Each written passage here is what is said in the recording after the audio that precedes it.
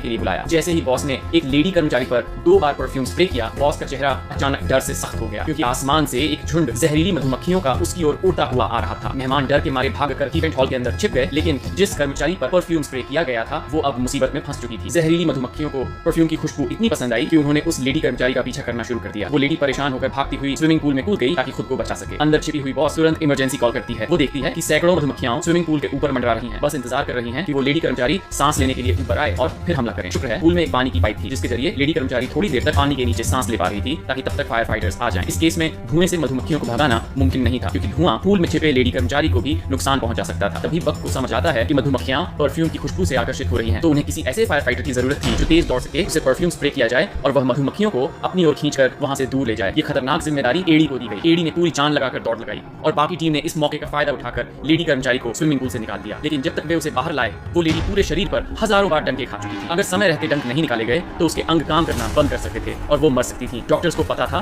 कि हर डंक को एक एक करके निकालना कम से कम 6 घंटे लेगा, और तब तक तो बहुत देर हो चुकी होगी। तभी एक मेडिकल अफसर को एक आइडिया आया, टेप से सारे डंक एक साथ खींच लो। ये आइडिया काम कर गया और ऑक्सीजन देने के साथ साथ उसकी हालत धीरे धीरे सुधरने लगी। दूसरी ओर एडी पूरी तरह से मधुमक्खियों से घिर चुका था, लेकिन उसकी प्रोटेक्टिव ड्रेस ने उसकी जान बचा ली। अब सिर्फ एक्सपर्ट्स को बुलाना था जो इन मधुमक्खियों को सुरक्षित तरीके से पकड़ सके। हालांकि इस ग्रुप की मधुमक्खियों को कंट्रोल कर लिया गया, पर ये सिर्फ 2 लाख थी। अब भी 1 करोड़ 48 लाख जहरीली मधुमक्खियां शहर में बिखरी हुई हैं। इसी बीच 10,000 मीटर ऊंचाई पर एक प्लेन सामान्य रूप से उड़ रहा था। फ्लाइट में सब कुछ ठीक चल रहा था कि तभी पायलट को सामने एक काली बादल जैसी परछाई दिखी। उसे लगा कि ये बस कोई बादल है, लेकिन जैसे ही प्लेन टकराया उसे एहसास हुआ ये कोई बादल नहीं, एक पूरी मधुमक्खियों की फौज थी।